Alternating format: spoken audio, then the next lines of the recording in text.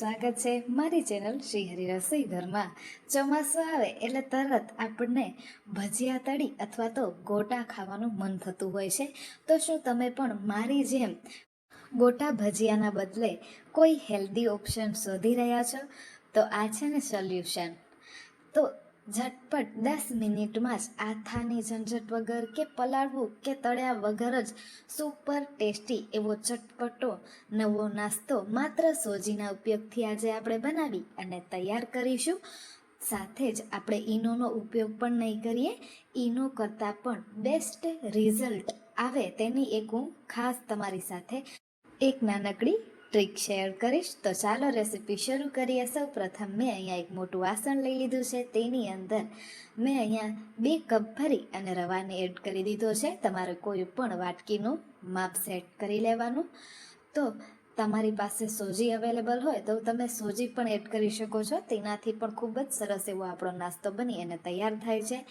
તેની સાથે જ 2 કપ ભરી અને મેં રવો લીધો છે। તેની સાથે જ 2 કપ ભરી અને મેં ખાટી છાશ એડ કરી દીધી છે।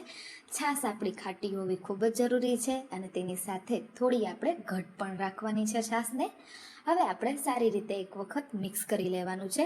તો અહીંયા તમે જોઈ શકો છો કે મેં મિક્સ કર્યું છતાં પણ તો અહીંયા રવો છે તે છાશ બધી જ અત્યારથી જ એબ્ઝર્વ કરી લીધું છે।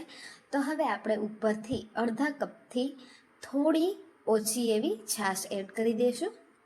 ઘણી વખત આપણે રેસ્ટ કરવા મૂકી ત્યારબાદ રવો અથવા સોજી જે છે તે છાશને એબ્ઝર્વ કરી લેતા હોય છે અને ઘણી વખત આપણે બેટર બનાવતા હોઈએ છીએ ત્યારે જ તે એબ્ઝર્વ કરી લેતા હોય છે। તો અહીંયા અડધો કપ મેં છાશ એડ કરી દીધી છે અને સારી રીતે મિક્સ કરી લઈશ।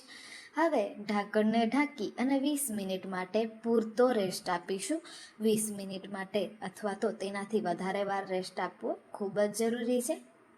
હવે અહીંયા તમે જોઈ શકો છો કે 20 મિનિટ થઈ ગઈ છે અને આપણો રવો જે છે તે સારી રીતે છાશને પી અને ફૂલી ગયો છે। તેને આપણે એક વખત સારી રીતે મિક્સ કરીશું। હવે આપણે તેની અંદર સ્વાદ પ્રમાણે મીઠું એડ કરી દઈશું। તેની સાથે જ હું અહીંયા ખાંડ એડ કરી રહી છું। છાશની ખટાશને એડજસ્ટ કરવા માટે એડ કરીશ। ત્યારબાદ 2 મોટી ચમચી જેટલું શીંગનું તેલ એડ કરી દઈશું। આ બધી જ વસ્તુને આપણે સારી રીતે મિક્સ કરી લેવાની છે। અહીંયા તમે આદુ મરચાં અથવા તો લસણની પેસ્ટ પણ એડ કરી શકો છો, પણ આપણે સરસ ટેસ્ટી એવો ચટપટો વઘાર કરીશું તેનાથી અહીંયા આપણે આદુ મરચાં કે લસણની પેસ્ટની જરૂરત નથી। હવે આપણે એક જ ડાયરેક્શનમાં સારી રીતે બેટરને ફેટી લઈશું। આ રીતે બેટરને ફેટવાથી સારા એવા આપણા બેટરની અંદર હવાના કણો ભરાઈ જાય છે। તો અહીંયા તમે જોઈ શકો છો કે કેવા નાના નાના બબલ્સ જે છે તે ઉપર આવી રહ્યા છે। આનાથી આથાની જે ઝંઝટ છે તેના વગર જ ખૂબ જ સરસ આપણો નાસ્તો બની અને રેડી થઈ જાય છે। તો અહીંયા હું તમને ચમચીથી બતાવું તો એક જ ધારમાં પડે તેવું આપણું બેટર બની અને તૈયાર થવું જોઈએ। આ એકદમ પરફેક્ટ છે। તો હવે ઈનોના ઉપયોગ વગર જ ઈનોથી પણ ખૂબ જ સરસ એવું રિઝલ્ટ આવે તેના માટેની મેં તમને ટ્રીક કીધી હતી તે હું તમને બતાવીશ। તો હવે આપણી થાળીની અંદર જેટલું સમાય એટલું બેટર એક ઊંડા વાસણની અંદર આપણે લઈ લઈશું અને ત્યારબાદ તેની અંદર સોડા એડ કરી દઈશું। સોડાને એક્ટિવેટ કરવા માટે આપણે લીંબુનો રસ જ એડ કરવાનો છે, પાણી એડ નથી કરવાનું। લીંબુના રસથી જ સારું એવું રિઝલ્ટ આવશે। તો અહીંયા તમે જોઈ શકો છો કે લીંબુનો રસ એડ કર્યાના તરત જ બાદ કેવા સરસ એમાં ફીણ આવવા માંડ્યા। હવે આપણે વિસ્કર અથવા તો આપણે છાશ કરવાની જે ઝેરણી હોય છે તેને લઈ લઈશું ને માત્ર 1 જ મિનિટ માટે સારી રીતે આપણે ફેટી લેવાનું છે તેને અથવા તો ઝેરી લેવાનું છે। તો આ પ્રોસેસ કરવાથી ઈનો કરતાં પણ ખૂબ જ સરસ એવું રિઝલ્ટ આવે છે આપણા નાસ્તાની અંદર। તો અહીંયા મેં પહેલાંથી જ ઓઇલથી ગ્રીસ કરી અને થાળી લઈ લીધી હતી। હવે આપણે પહેલાંથી જ પ્રી હીટ કરેલા ઢોકળિયાની અંદર સ્ટીમ થવા માટે નાસ્તાને મૂકી દઈશું। 10 મિનિટ માટે હાઈ ફ્લેમ પર આપણે નાસ્તાને સ્ટીમ થવા દેવાનું છે।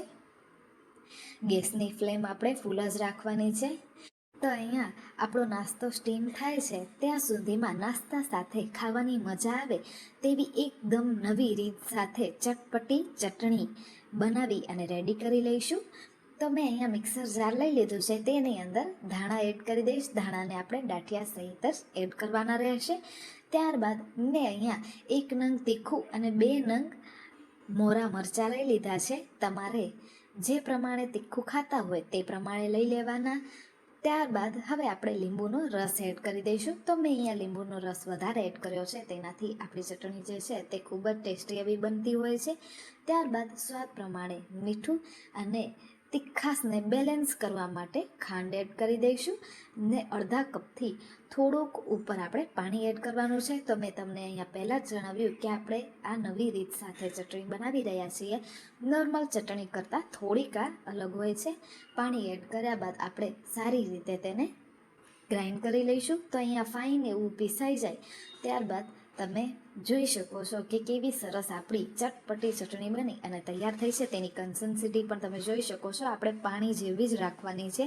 આ નાસ્તા સાથે આ ચટણી ખૂબ જ ખાવામાં સરસ લાગે છે. તો આપણી નવી રીતે બનતી ચટણી તૈયાર છે. હવે અહીંયા આપણે નાસ્તાને જોઈ લઈએ તો તે પણ સ્ટીમ થઈ અને તૈયાર થયો છે કે નહીં તે ચેક કરવા માટે સૌ પ્રથમ આપણે ચાકુને નાસ્તાની અંદરથી ચેક કરીશું. તો અહીંયા આપણું ચાકુ બિલકુલ ક્લીન આવ્યું છે, તેનો મતલબ છે કે આપણો નાસ્તો એકદમ પરફેક્ટ સ્ટીમ થઈ ગયો છે. હવે ઢોકળિયાની અંદરથી આપણે થાળીને અલગ કરીને પ્રોપર ઠંડી થવા દેવાની છે. જ્યારે આપણી થાળી ઠંડી થઈ જાય ત્યારબાદ જ તેની અંદર આપણા મનગમતા પીસીસમાં આપણે તેને કટ કરી લેવાનું છે. તો અહીંયા તમે જોઈ શકો છો કે આટલા બેટરમાંથી 2 થાળી તૈયાર થઈ છે નાસ્તાની. તો તમે જોઈ શકો છો કે હું અહીંયા ચોરસ શેપમાં કટ કરી રહી છું. પતલા અને નાના નાના પીસીસ ચોરસ એવા આપણે કટ કરી અને રેડી કરીશું. ભજીયા, ગોટા, સમોસા કે પછી વડાપાઉં કરતાં ખૂબ જ બેસ્ટ અને હેલ્ધી ઓપ્શન છે આ.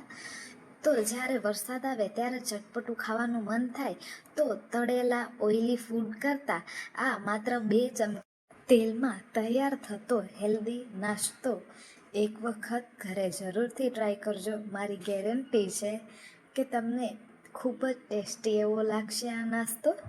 તો અહીંયા તમે જોઈ શકો છો કે આપણે ઈનોના ઉપયોગ વગર પણ તેના કરતાં પણ બેસ્ટ રિઝલ્ટ એવું આપણા ઢોકળાની અંદર દેખાઈ રહ્યું છે. કે એવો સરસ સ્પંજી અને જાળીદાર આપણો નાસ્તો બની અને તૈયાર થયો છે. તો છે ને ખૂબ જ કામની આ ટ્રીક. તો આ પ્રોસેસને તમે જ્યારે પણ ઘરે કોઈ પણ ઢોકળા અથવા તો સોડાવાળો નાસ્તો બનાવતા હોય ત્યારે તમારે આ રીતે જ સોડાનો ઉપયોગ કરવો.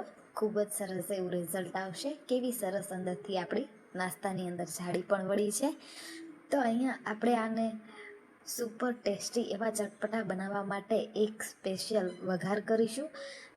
તેના માટે સૌ પ્રથમ મેં અહીંયા કઢાઈ મૂકી દીધી છે ગરમ થવા માટે. કઢાઈ આપણી ગરમ થાય એટલે આપણે તેની અંદર તેલ એડ કરી દઈશું. તો અહીંયા હું નાસ્તાના માપથી જ ઓઇલ એડ કરી રહી છું. તમારે ઓઇલની જગ્યાએ બટરનો ઉપયોગ કરવો હોય તો પણ તમે કરી શકો છો. તો અહીંયા તેલ ગરમ થાય એટલે આપણે તેની અંદર રાઈ એડ કરી દઈશું. તો મસાલેદાર ચટપટા નાસ્તાની અંદર સારો એવો ટેસ્ટ આવે તેના માટે મેં રાઈનું પ્રમાણ થોડું વધારે જ રાખ્યું છે. તેની સાથે જ મેં લીલા મરચાં લઈ લીધા છે, લીમડો લઈ લીધો છે મીઠો. તો અહીંયા રાઈ આપણી સારી રીતે ચટકી જાય એટલે આપણે તેની અંદર જીરું એડ કરી દઈશું. જીરાથી પણ ખૂબ જ સરસ એવો ટેસ્ટ આવતો હોય છે. જીરું એડ કર્યા બાદ હવે આપણે સફેદ તલ એડ કરી દેવાના છે. ત્યારબાદ આપણે મરચાં અને લીમડો એડ કરી દઈશું.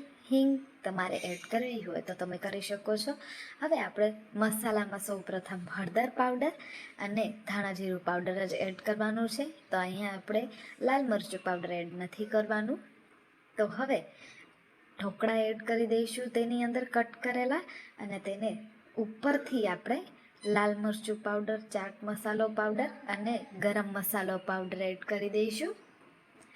બધી જ વસ્તુને સારી રીતે મિક્સ કરી લઈશું. તો અહીંયા લાલ મરચું ઉપરથી એડ કરવાથી આપણા ઢોકળાની અંદર ખૂબ જ સરસ એવો ટેસ્ટ આવે છે.